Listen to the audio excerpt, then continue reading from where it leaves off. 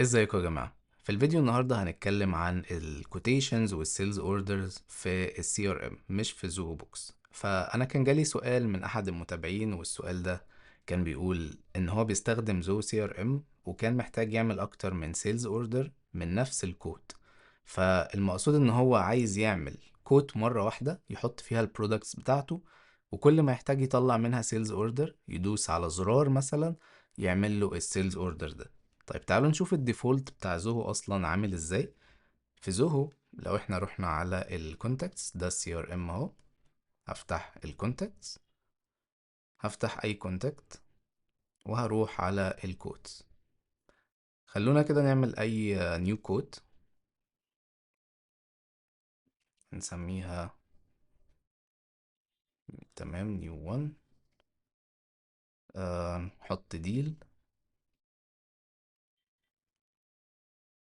نحط فيها كونتاكت هو اوريدي محطوط اهو، وخلاص خلينا نحط بقى البرودكتس. نحط مثلا ده، وعايزين نزود واحد كمان ادرو، نحط ده. ممكن نزود الكوانتيتي بحيث ان احنا بعد كده لما نيجي نشوف الفانكشن اللي هنعملها تبقى مش على برودكت واحد. تمام، انا كده خلصت، هعمل سيف وكده هلاقي عندي الكود بتاعي اهو. طيب لو انا فتحت الكود كده وحبيت ان انا اعمل له كونفرت للسيلز اوردر، هلاقي هنا عندي زرار كونفرت. لو انا عملت كده قلت له عايزه سيلز اوردر او انفويس على حسب الحاجة اللي انت محتاجها، فلو عملت كونفرت هلاقيه وداني على السيلز اوردرز وعمله لي سيلز اوردر. طيب لو انا رجعت تاني على الكوتس وفتحته، هل اقدر اعمل كونفرت مرة تانية؟ يعني لو انا عدلت حاجة على الكوت، ضفت برودكتس، قللت، عملت اي حاجة، اقدر ان انا اغير؟ مش هلاقي زرار كونفرت. فهنا يجي الاحتياج ان احنا نعمل كاستم فانكشن بزرار موجود هنا علشان نقدر نكونفرت وقت ما نحب. طيب خلينا اول حاجة نعمل الزرار بتاعنا. احنا عايزين نعمل الزرار فين؟ انا هروح على الكونتاكتس. بما ان لو في كوتس كتيرة انا مش هفتح موديول الكوتس وافضل ادور على الكوت اللي انا عايزها، لا انا هروح على الكونتاكت اللي انا عايز اطلع له السيلز اوردر زي كده. وهنا عايز اروح على الكودز، الاقي في زرار في المنطقة ديت ان انا ادوس عليه عشان يحولها لي. فهنعمل ايه؟ هنفتح settings، هندخل على الموديولز اند فيلدز ونخش على الموديول اللي احنا عايزين نعمل فيه الزرار ده. احنا الموديول بتاعنا هو الكونتاكتس. هاجي هنا هلاقي buttons وهعمل زرار جديد. الزرار ممكن نسميه مثلا convert to sales order. احنا عايزينه يكون موجود فين؟ احنا عايزينه يكون موجود في الريليتد ليست. الريليتد ليست هي اي حاجة موجودة في الجزئية الشمال من السي ار ام او من الواجهة بتاعتي. في اليمين بيبقى فيه ريكورد وفي الشمال كده بيبقى فيه لستة، هي دي الريليتد ليست. فانا هختار دي، وبيقول لي اختار الريليتد ليست اللي انت عايزها، وهي هتكون الكوتس. define الاكشن. الاكشن ان انا عايز اعمل function وهكتبها من الاول. اسم الفانكشن convert to sales order، والديسبلاي نيم هاخد نفس الاسم، ولو عايز اكتب description ممكن اكتبه. طيب دلوقتي هو فتح لي الويندو دي علشان ابتدي اكتب السكريبت بتاعي. فاول حاجه محتاج اعملها اني ارتب في دماغي الافكار اللي انا محتاجها تحصل، الستبس او البروسيس اللي هتحصل عشان نطلع السيلز اوردر ده. اول حاجه انا هدوس على زرار. الزرار ده المفروض يجي لي منه الكوتيشن او الكوت اي دي اللي انا هستخدمه علشان اطلع منه الداتا. فاول حاجه انا هاجي هنا على الجزئيه اليمين دي الارجيومنتس، وابتدي اضيف هنا الكوت اي دي.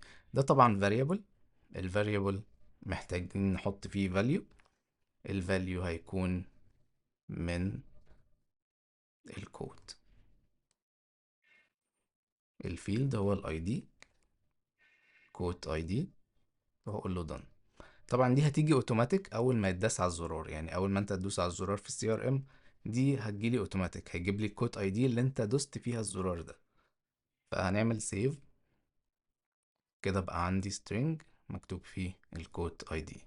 طبعا الريتيرن دي لازم تفضل موجودة، ممكن انت تريتيرن فاليو معين او تخليها static مثلا. خلينا نكتب كود created بس، ونسيبها كده بقى للآخر ونشوف احنا هنعمل ايه دلوقتي. طيب اول حاجة، اول ما الزرار اتداس انا عايز اعمل ايه؟ عايز اجيب بيانات الكود علشان احطها هي في السيلز اوردر. فاول حاجة هعملها ان انا هروح على الدوكيومنتيشن دي. ده دوكيومنتيشن بتاع الانترنال internal integration. انا مش هعمل انتجريت باي بي اي، انا عايز اعمل حاجات internal. فهدخل هنا وهسيب اللينك ده في وصف الفيديو. فاول حاجة ادور عليها هنا كده الانتجريشنز، وبعد كده ادور على ال predefined integrations، وبعدين ادور على ال CRM. زو CRM اهو. طبعا احنا عندنا 2 CRM، دي بتاعت ال variables والحاجات بتاعت ال organization، ودي بتاعت الموديولز وان انت تكريت ريكورد وتedit عليه والحاجات دي. فاحنا هنفتح اول واحدة، وبعدين نقول ان احنا عايزين نجيب الداتا من ريكورد من خلال الاي دي، لان انا عندي ممكن اسيرش بكرايتيريا تانية. ده مثلا get records، ان انا هسيرش بكرايتيريا معينة يجيب لي ريكوردز كتيرة او ريكورد واحد او ايا كان. فانا عايز افتش عن طريق الريكورد اي دي. هفتح دي، وبعد كده هاجي هنا الاقيه شارح لي الفانكشن، ايه الحاجات اللي فيها، اسم الفاريبل، وطبعا عندي الفانكشن اهي. هنا موديول نيم، الريكورد اي دي، كويري فاليو، وكونكشن. احنا بما اننا جوه السي ار ام، يعني بنعمل حاجه جوه السي ار ام في السي ار ام، مش هنخرج بره، فمش محتاجين الكونكشن. ممكن ببساطه ننزل تحت خالص كده، هتلاقي examples. هنا بيقول لك ان هو بيجيب الريكورد من الليدز. فببساطه هاخد ده كوبي واروح هنا واروح حاطه زي ما هو. طبعا كلمة ريسبونس أنا مش بفضلها خالص، لأن لو سيبنا كل حاجة تبقى ريسبونس مش هنعرف نجيب بعد كده values قديمة. فدايما بحب إن أنا أغير دي، مثلا خليها الكوت ريسبونس.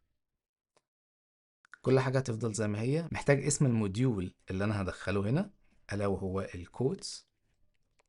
طبعا لو مش عارف الاسم، ببساطة بنرجع هنا، خليني أفتح تاب جديد، تدخل على السيتنجز، على ال APIs في ال Developer Hub، وبعد كده بندخل على التاب ده اسمه API Names، ونشوف الموديول اللي احنا عايزينه. الموديول اللي احنا عايزينه هو الكودز اهو ده. فده اسمه اللي ظاهر في ال CRM، وده اسمه بتاع ال API. فانا هاخد ده كده كوبي، واروح هنا اغير الليدز اللي كانت عندي باسم الكودز. طيب ايه الاي دي اللي انا هحطه؟ انا عايز اجيب كود، فالاي دي بتاعي هو اللي انا جبته هنا. انا مش محتاج افتش من اي حتة، محتاج بس احط كلمة كود اي دي هنا، كود اي دي. بكده انا هكون جبت الداتا بتاعة الكود بتاعتي كلها، اللي اقدر اخدها واحطها او اكريت بيها سيلز اوردر. فانا محتاج قبل ما اعمل كده ان انا اجيب الفاليو واشوفه قدامي عشان اقدر اخد الداتا اللي انا عايزها منه، لان انا مش هاخد كل البيانات اللي طالعة منه. فهعمل كده info. info دي زي console.log في الجافا سكريبت، ان انا احط الانفو او يطلع لي الريسبونس بتاعه، او كود ريسبونس. وخلينا نعمل كده run، نسيف الاول، نعمل run للفانكشن. بيقول لي ايه الكود اي دي. طبعا هنحطه مانيوال دلوقتي لان احنا مش شغالين بالزرار من هنا، احنا بنعمل دلوقتي تيست مانيوال. فاروح على كود واخد الاي دي بتاعها زي كده، وارجع هنا احط الكود اي دي واعمل اكسكيوت. طبعا هو هنا جاب لي البيانات بتاعت الكود دي كلها. لو دوست عليها دوسة الاقيه ابتدى ظبطها لي. طبعا لو عايز حتة يعني ترتب فيها البيانات ديت، ممكن تفتح الجيسون فورماتر وتبتدي تحط البيانات بتاعتك فيه ويظبطها. يعني لو عملنا كده كوبي، فتحت جيسون فورماتر ورحت حاطط البيانات هنا، يبتدي يظبطها لي، اقدر برضو اشوفها بطريقة كويسة. بس هي كده كده موجودة قدامي هنا. فهبتدي اشوف بقى ايه البيانات اللي انا محتاجها عشان احطها في السيلز اوردر، وابتدي اطلعها واحطها اعمل بيها كرييشن في السيلز اوردر. طيب خلينا نعمل كومنت كده بحيث ان احنا نعرف الكود بتاعنا كان بيعمل ايه. get code information. هنا هنبتدي نعمل create sales order. طيب عايز create sales order، مش عارف ايه الفانكشن، هرجع تاني على الدوكيومنتيشن. احنا هنا كنا بنفتش، فعايزين نكريت ريكورد، فهدوس على دي. هيبتدي برضو يجيب لي نفس السينتاكس، ان انا اشوف ايه اللي بيحصل هنا. الموديول نيم، ريكورد ديتيلز، اوبشنز ماب، وكونكشن اللي احنا مش محتاجينه. فممكن ببساطة ننزل برضو على الاكزامبل بتاعنا وناخده كوبي ونحطه هنا.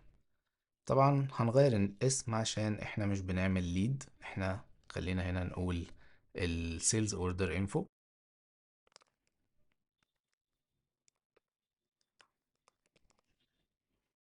كده. وطبعا نفس الاسم ده لازم اغيره تحت هنا. والكرييشن بتاعي هيحصل فين؟ اكيد مش في الليدز، هيحصل في السيلز اوردر. طيب لو انا رجعت هنا ودخلت على الاي بي اي نيمز تاني عشان اشوف اسم الموديول، اروح على السيلز اوردر هلاقي ان هو سيلز اندرسكور اوردرز، فاخده كوبي واروح احطه هنا. كده انا تمام. محتاج بقى اغير البيانات دي بالبيانات بتاعتي ان انا عايز احطها في السيلز اوردر. طيب لو انا رحت على يعني خلينا هنا في الكودز وخلينا نفتح ايه تاب جديدة. احب انا افتح تابس بحيث ان انا مفضلش اروح وارجع، يبقى التاب مفتوح اشوف الحاجة اللي انا عايزها. فهنا هدخل على السي ار ام، هدخل على الكودز. لا احنا عايزين نعمل سيلز اوردر، فخلينا ندخل على السيلز اوردر ونعمل كرييت. هشوف بعيني كده ايه الحاجات اللي انا محتاجها هنا. انا محتاج احط subject. طبعا لو السبجكت مش حاجة مهمة ممكن تشيل الريكويرمنت من عليه، ما يبقاش الخط الاحمر ده موجود. انا محتاج الديل نيم subject، ومحتاج احط الكونتاكت نيم، وهحط برضو الكوت نيم بحيث ان هو يبقى لينكد بالكوت اللي موجودة. طيب خلونا بقى نحط الحاجات اللي احنا عايزينها دي. هدخل على موديول السيلز اوردرز بحيث ان انا اشوف الاسامي اللي انا عايزها، دي ال API names بتاعت الفيلدز. فانا محتاج اول حاجة، خلينا نمسح كل ده كده. اول حاجة محتاج ان انا احط الكونتاكت نيم. طيب هل الكونتاكت نيم معايا؟ هل الكونتاكت اي دي معايا؟ مش معايا. فانا ببساطة اقدر اجيبه من هنا، دي البيانات بتاعت الشخص ده. فخلينا كده نبص على الكونتاكت نيم ونشوف فين هو. فهنا اهو لقيت الكونتاكت نيم بتاعي، وهنا الاسم بتاعه والاي دي بتاعه. فانا محتاج اخد بس الاي دي من هنا وابتدي احطه على السيلز اوردر. طيب الكونتاكت نيم اسمه ايه في السيلز اوردر؟ لو جينا هنا كده الاقي ده اكونت نيم، الكونتاكت نيم اهو. هاخده كوبي واروح احطه هنا ما بين quotations، واقول ان الكونتاكت نيم بيساوي الاي دي ده. طيب الاي دي ده هجيبه ازاي؟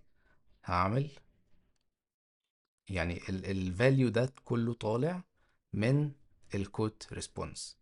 فانا كل اللي هعمله هاجي كده اقول كوت ريسبونس دوت جيت. انا عايز اجيت ايه؟ الكونتاكت نيم دي برضو ما بين كوتيشن. ومن الكونتاكت نيم انا لسه عايز حاجة تانية، انا عايز الاي دي اهو مكتوب هنا اي دي. لو فتحتها كده اي دي، ممكن اخدها برضو كوبي واعمل تاني دوت جيت اي دي كده انا بقى عندي الكونتاكت نيم ده او الاي دي بتاعه موجود في الكونتاكت نيم بتاع السيلز اوردر. وهنعمل كده نفس الكلام. خليني اخلص عشان وقت الفيديو ونرجع تاني. فكده انا حطيت خلاص الحاجات بتاعتي، دي النيم والسبجكت والكونتاكت نيم والكوت نيم.